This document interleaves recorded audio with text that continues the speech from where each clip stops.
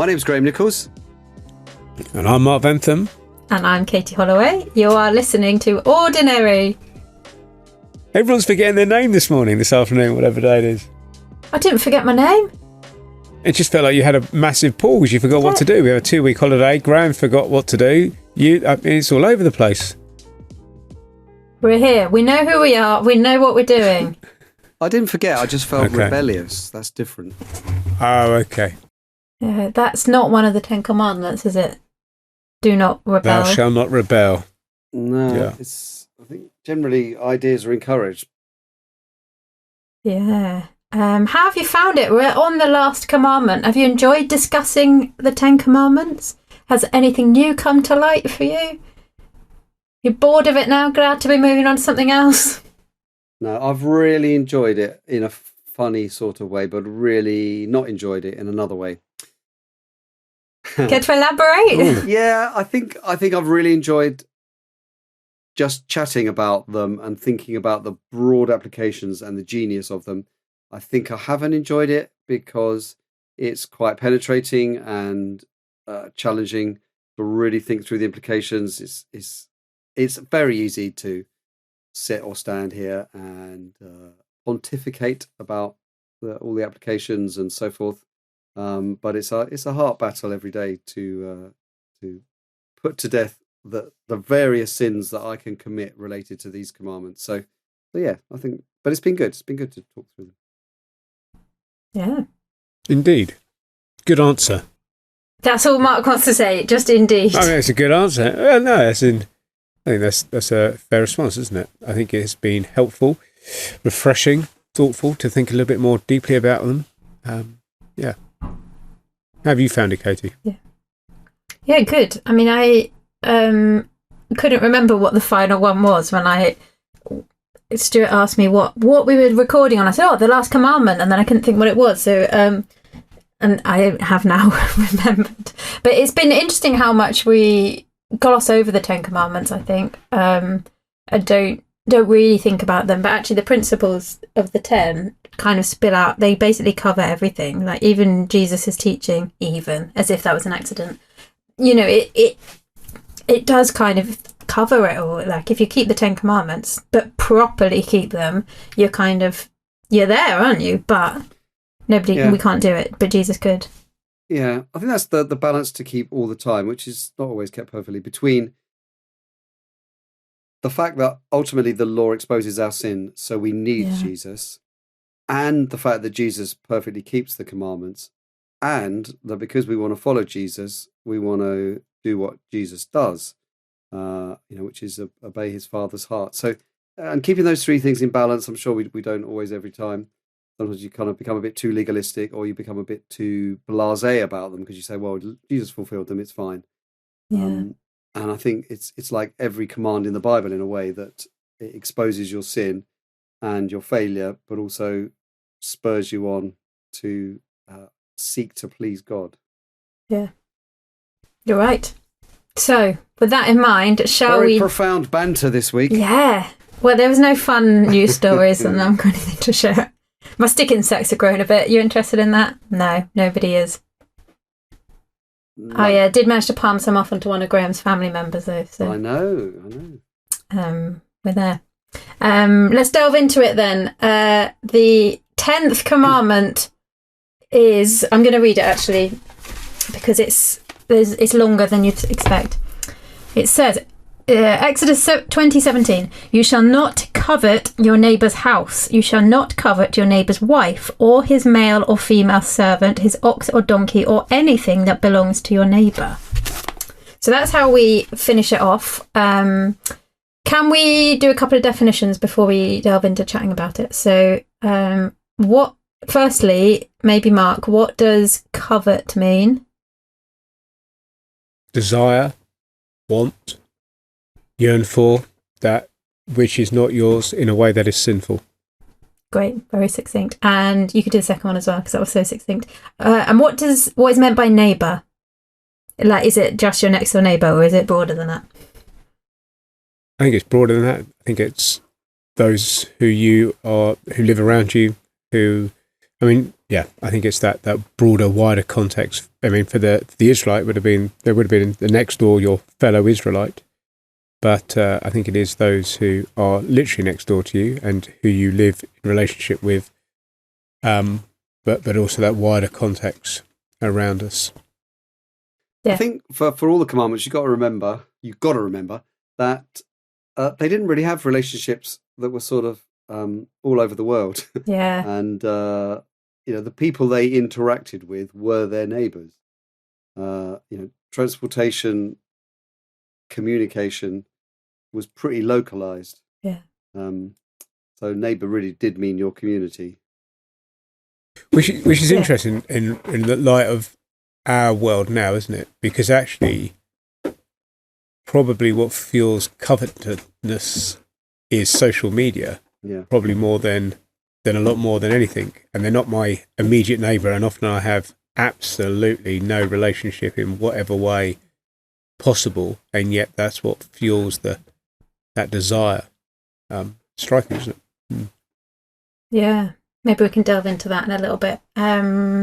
Let's maybe talk a bit more about the initial context first, and just the what it means. Let's tease that out a little bit, and then we can go into all of those, all the different nuance applications of it, which will be fun, I think, and probably very horribly challenging. Maybe we'll just leave it here. So it feels like, I thought, as I was reading through again, after the last few commandments that we've had, they've been very clear and succinct. Do not murder, do not commit to adultery, do not give false testimony, do not steal. I just flipped the order of those last two. No one will notice. But after that, this one feels like a bit of a gear shift. It's kind of longer, there's more things, and it's kind of looking more at the kind of the desires again.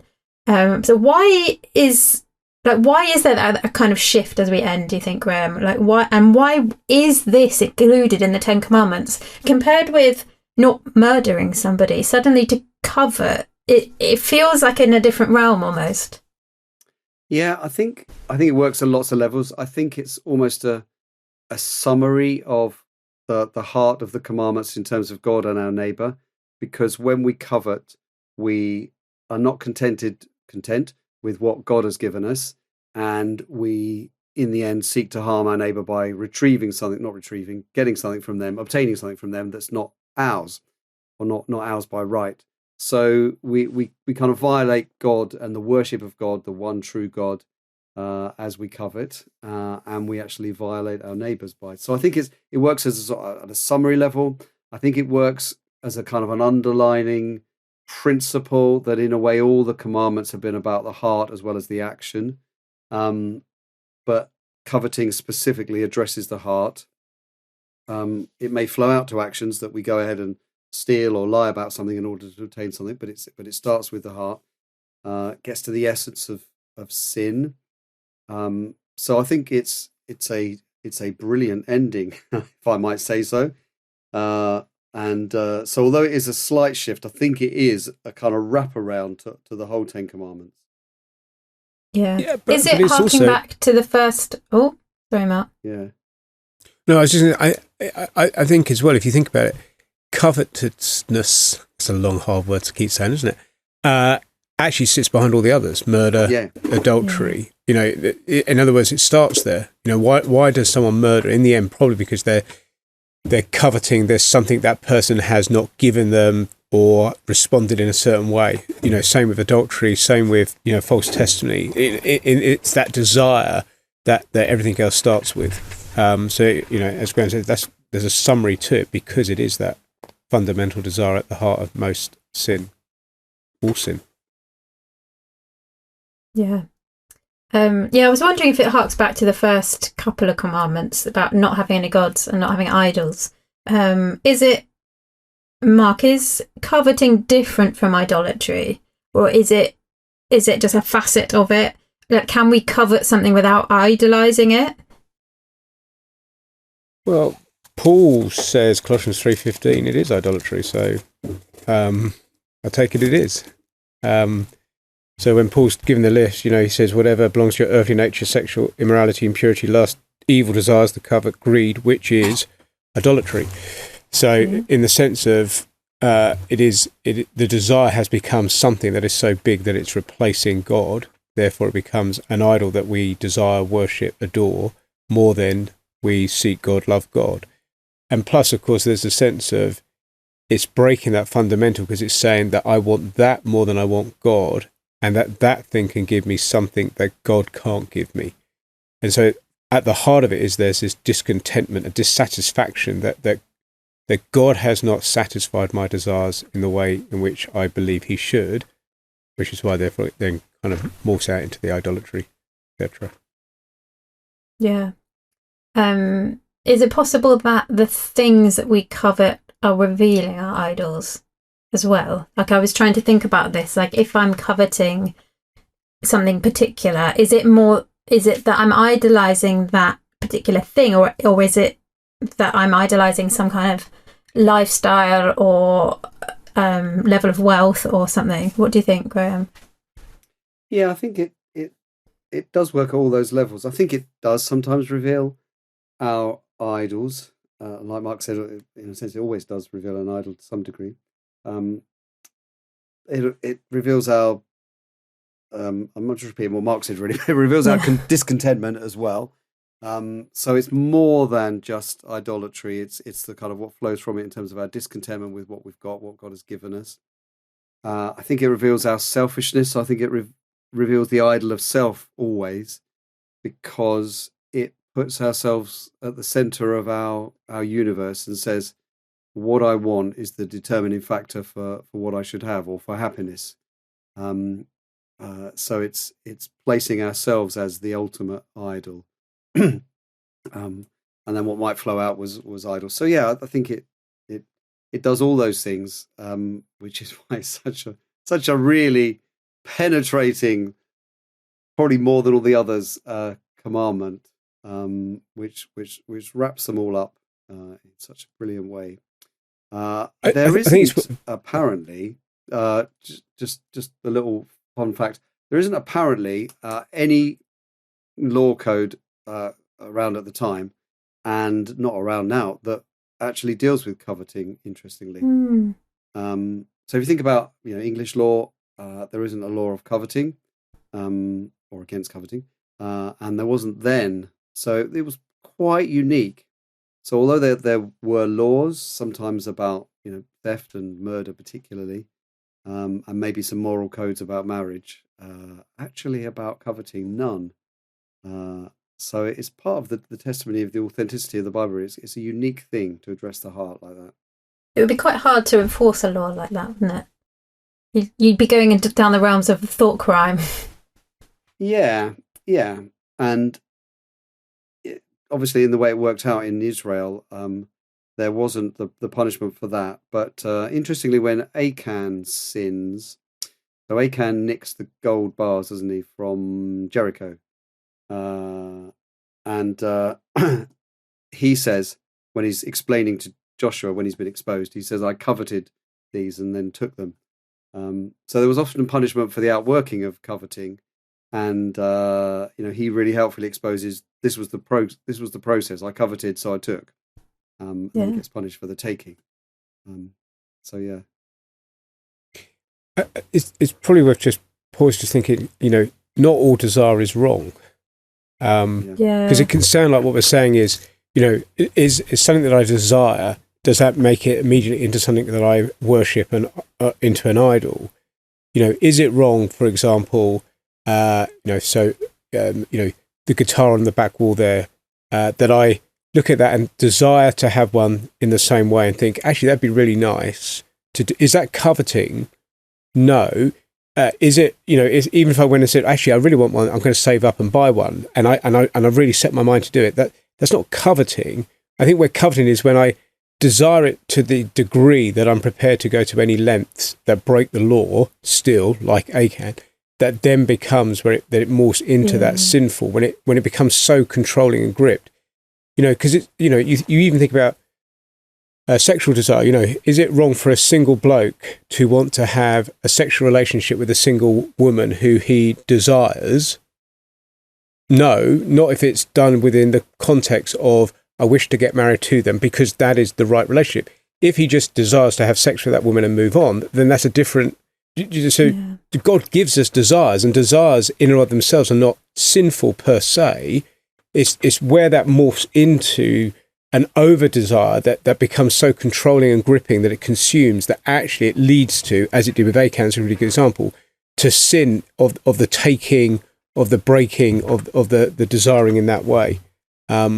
Or it's a desire that in itself is sinful because it goes against God's law. So desiring your neighbour's wife, or those kind of, desiring to have and to take that which is not your own. Yeah. So where do we draw the lines then? How do we tell in our own hearts if our desire is a fine desire, and when it's coveting? Like often I've seen a friend, walking up to school, and I've been like, oh, that's a really nice jacket. I'd like a jacket like that. And then, you go on Vinted, you find one for £5 and you buy one. I guess that's not coveting. That's probably all right. But so where is the line? So I probably wouldn't think I'm going to nick her jacket, but what's the line? Is it that I really want it, but it's £200 and that's not really in my budget, but it's all I'm thinking about and I'm doing all I can to do it, or I'm, taking the money instead of paying for my kids' swimming lessons to buy the jacket? Like, is that, like, how do we tell in our hearts what the issues are? I think it's partly to do with the intensity of the desire and the priority of the desire, but I think it's mostly to do with, is this thing rightfully yours to have? And if it's something that's legitimately yours to have in some form at some time, then I think working towards it is acceptable as long as it doesn't over prioritize everything else that we should be doing. So I think it's to do with your neighbour's coat. If you literally do somehow want to take it from them, or you want to take away the reputation that goes with wearing that coat, you despise the fact that they are considered cool. Considered trendy, snappy. I don't know what a modern expression for someone who dresses well and is it looks dapper would be. I wouldn't know. I'm not the one to ask. But anyway, if you kind of decide that in an unhelpful way, there's nothing wrong with saying I'd like to dress smartly. I don't want to look a wreck. I don't want to have my trousers done up with a bit of baler twine like my uncle used to on the farm. To say I'd rather have a belt is all right. Yeah. But if that's not really legitimately something you should have, like a fur coat, which would be really, really expensive and probably would take over other priorities, but more if it's something that somehow belongs to someone else, which either directly or indirectly you sort of take from them. So I think coveting someone else's wife, which is an example given in the command itself, is clearly something that is not legitimately a thing to look forward to. Like if you're a single person and you're looking forward to living with, being intimate with your future spouse, that's a legitimate desire, isn't it? Whereas looking forward to and anticipating sex with your neighbour's wife is in no way legitimate, and the achieving of that would clearly deprive your neighbour. So it scores badly on both points. It's a wrong thing to desire. It's not rightfully yours, and it damages your neighbour in the process of obtaining. And it probably becomes obsessive anyway, and ticks the third box of displacing God. Yeah, that's not going to end well in any way. Yeah. And I think James 4 gives you that kind of context about desires, where it talks about, they kind of, so you don't have, so you kill, or you covet, you can't get what you want, so you quarrel and fight to get what you desire. So it's when that desire morphs in. And, even in your example of the coat, it may not be that actually you can afford it, but actually what it's revealing is a heart that is greedy. So the covetous is kind of reflecting of another sin, because actually there's a just desire to have 15 coats, and you covet every single coat there is, which then becomes of, actually, do I need fit? And I think that's where it gets the complexity of it, is that the coveting is then which leads and connected, I think, to something I'm not to have that breaks God's laws in the end, or is causing me to sin in some other way. It's that desire that is just fundamentally wrong. I think that's why often, evil desires, is because desire in itself is a good thing. God's given us right desires framed by his word, and there are wrong desires that are often then fueled by that sense of coveting that which I should not have or should not do. I think that those are straightforward. I think greed is quite hard to define sometimes, isn't it? Like I was really hungry at lunchtime, so I had 2 packets of crisps. Did you hear me gasp then? Yes. Yeah, it's because I wasn't satisfied. And, is that greedy? Out there on a bookshelf behind me, not bookshelf, shoe rack, I have more than one pair of trainers. Yeah. Is that excessive and greedy? My children, particularly my in-laws, if you're listening, either of them, who have lots of them, have lots of shoes of various kinds, one for every day of the week, one for every day of the year. Day of the month, sorry. Is that wrong? When's the limit? Is 2 the limit, 3 the limit, 4 the limit, 5, 6, 7? Bet people listening have got 7 pairs of shoes of various kinds. So is that excessive? So I think, the definitions we're given are quite easy. When it comes to greed, it's harder to work out where the line falls. It must fall somewhere. I wonder, though, it's interesting, isn't it? Because you wonder whether actually sometimes, and I'm thinking of my own heart, that we're coloured by what's around us. So we don't feel greedy compared to the world, as in the Western world immediately around us, but contrasted to others. In other words, it comes down to greed is then connected to things like self-control, isn't it? Stewardship. Am I being responsible? It balances itself out. So is it wrong to have 5 packets of crisps? Well, on a day of celebration, probably not. That would be a perfectly thing. On another day, it may be that it's driven by just comfort, by ease, desire. Do you know what I mean? Like it then shapes out in different ways.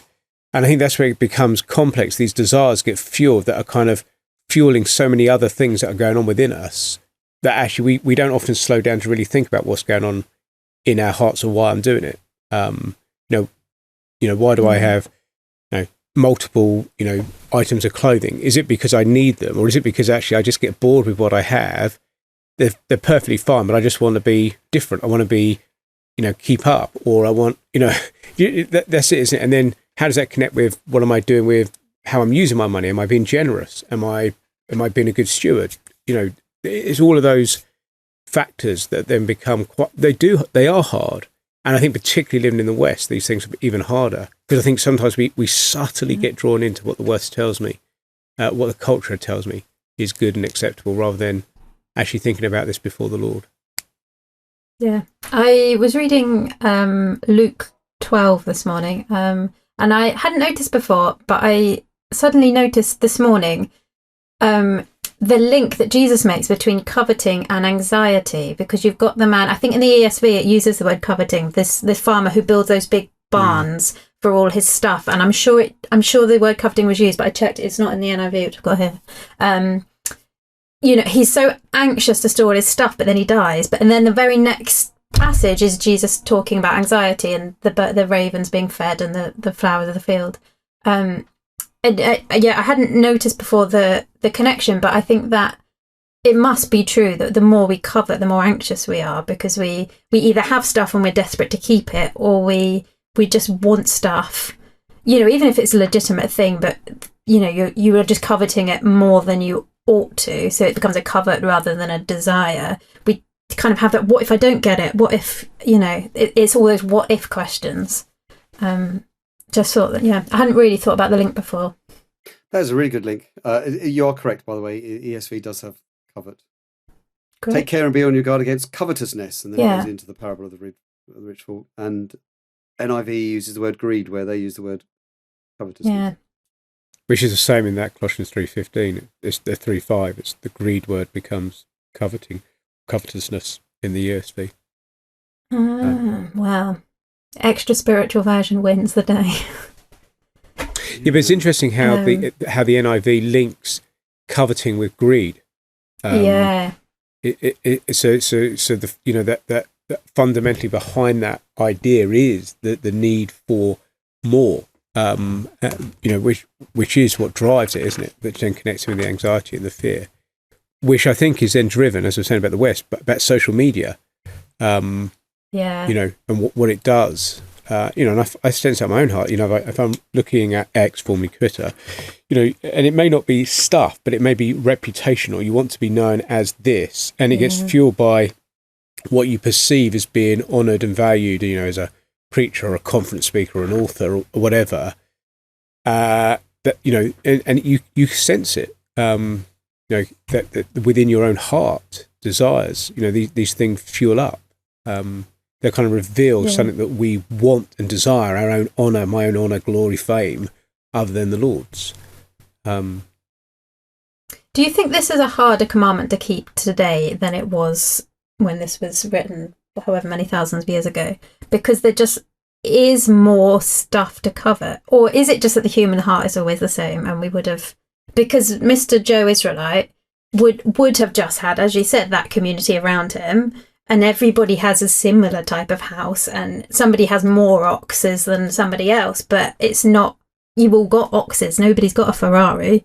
But now you just, you scroll through Instagram or something and you see these people living on yachts and like all these things. There's just more, and there's so many different things to buy, like even like a water bottle. Like my kids are obsessed with these water bottles that you sniff or something, and I'm like, but your water bottle is fine, it's a bottle to put water in, but no, it's got, there's this because somebody else has got them, and then you get adverts with the flavour.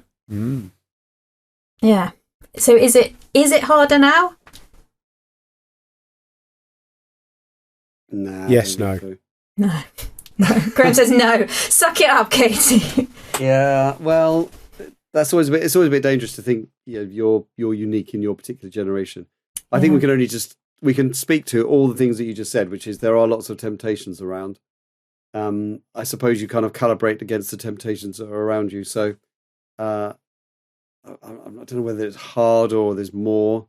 We're in the New Testament. We have lots of helps as well. We have both the whole revelation of the Bible and 2,000 years of exposition on Bible texts and examples that the Old Testament Christians didn't have. So we have the full revelation of God and of history, and we can, as well as being able to sort of look up pornography and look up all kinds of possessions we could have, we can also, mine for information and listen to preachers from all around the world and comments on this particular verse and so on. So sure.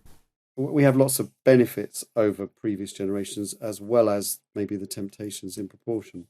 But I think in the end, we just got to, it's not easy, address our hearts and figure out how we're going to try and put this to death. Yeah. How can we teach our kids about this? I think it's something that I haven't really, of all the commandments, this is probably one that I haven't really spoken to them much about. But from time to time, I guess with children, either your children or your grandchildren or relatives or just kids in the church, they're so blatant with it. When they want something, it's obvious. We tend to, as adults, conceal it probably a bit more, but they're so obvious with it. It's probably a good opportunity. But how can we, it's really hard because I'm so aware of being a hypocrite on this particularly, but also not being overly moralistic about it as well. Like how, and it's quite nuanced to want something versus to covet it. Like what's a good way of navigating that with kids? I think begin by really asking questions. Yeah. Like, why do you want that thing? As in, ask them why. Why is it you want this? What's going on? Yeah. Because sometimes it's the why helps you understand where their heart is, isn't it? I want it because Joey's got it. Okay, so why does it matter then? Well, because I want to be like Joey. So actually, what you're realizing is actually the heart is not necessarily they're coveting because they want to be popular or they fear what others think. So then you're able to apply the gospel into the right way, and it doesn't become moralistic because actually, or they may just say, actually, no, I really, really want it because actually it just looks so good, and you have a chance to teach, well, let's save up, and you principles. So in other words, asking the question about what's happening helps you to understand what's going on, because most of the time they know why they want it. Sometimes they might just say, just because. But if you give them time and give them the language, they do begin to unpick what it is they want and why. I think there sometimes are those heart reasons that you could uncover. Sometimes there's an envy and justice kind of thing all mixed up together. So there's an envy, so you don't want it for any good reason other than that the other person has it. You get that with sibling rivalries as well. Your sibling obtains something or other slightly older than you, so they get to go out or to stay up later, those kind of things. And you don't really want it for what it gives you. You want it because you want to be like them. You want to have what they have. And I think there's good lessons to learn about contentment, as you call it out, to point out that in life that there's not perfect equality of experience, and that there will be lots of things that they won't get that other people will get, and they've got to start to deal with that, and that actually having the same experience as everyone else is not a desirable outcome. Actually being content with what you've got, and by all means desiring experiences and possessions and situations, jobs or wives or husbands or whatever, but actually desiring someone else's experience will actually eat you up as well as being sinful. Because you will never achieve that. It's an insatiable appetite for driven by envy, and don't use the word insatiable with under 15s, or under 10. There's a song from my youth that's come. Is it Justin Timberlake or something? About being insatiable that's now going around in my head. Yeah. But yeah, I think it's massive. I think it's speaking to someone who has grandchildren around quite a lot, it's an everyday occurrence. It's not like an unusual thing. It's constant, because it is a heart sin that's manifesting all the time, and it sometimes leads to lying and to taking. Even when you're little, when you're 2 and 3, your sibling has something, or your friend who's around, or cousin or whatever is playing with something, so you covet their experience, not even because you want it, but because you just don't want them to have it. So it's really good to point it out. But yeah, point it out when you see it elsewhere as well.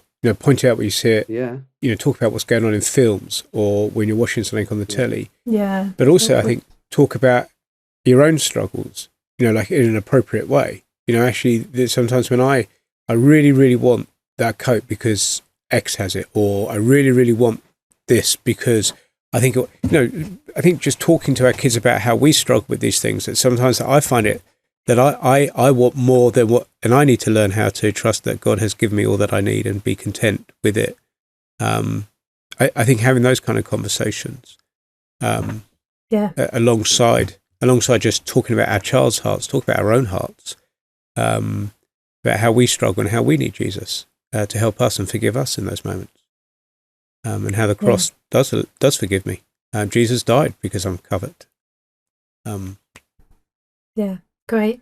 Just as we finish then, Mark, maybe you could touch on how we can help each other to keep this commandment, because there must be ways that we could, should we point out or just be honest with our friends maybe about our own covetousness, or I don't know, but presumably going around dressed in something completely drab so nobody's coveting our clothes, that's not the answer, I guess. But what ways can we help other believers to keep this? I think we can ask for prayer for where we're struggling, where we're struggling with real heart desires, when we're struggling with real heart, when we're finding, would you pray for me right now? I'm feeling a real sense of discontentment with my life, with what I'm wearing, with whatever it is, with close friends. I think they are helpful prayers to ask for, that that kind of address what's really going on. Use the language of James 4, or language of or actually it may just be exposing itself. I'm feeling really anxious right now. I'm getting fearful because I feel like, I'm not able to trust that the Lord will provide or give me, and I'm, coveting X's life. That's a hard thing to say, because we feel a bit embarrassed by it, to say, well, actually, I covet And it often comes out in a judgmental way. Sometimes, we judge others who we kind of want to be like. And so I think just spotting it in our own lives. But I think often it's just being open with the Lord on this as well. Just having that conversation with the Lord that says, Lord, I'm struggling right now. I'm feeling anxious. I'm feeling fearful. I'm feeling jealous. I'm feeling, and spotting that in our own hearts and confessing that to the Lord is the place to begin with repentance. And then, in faith, trust that the Lord will help, will provide, will give, will grant what we need, and will give me that spirit of contentment. And it may be that I need to talk that through with my spouse. Maybe I need to pray with a friend. Also help in my small group. Yeah, great. Okay. On that note, we will see you next time when we'll be talking about something else. See you then.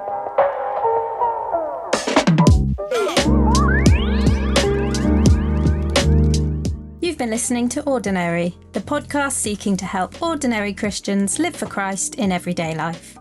If you found this helpful, please do share with a friend. Come and find us on social media. We'd love to have you join our conversations. You can find us on Twitter @OrdinaryCCHH, on Instagram @OfficialOrdinaryPodcast, and on YouTube @OrdPod. That's ORDPOD. Or you can email your comments or questions to ordinary@cchh.org.uk. We'll see you next time.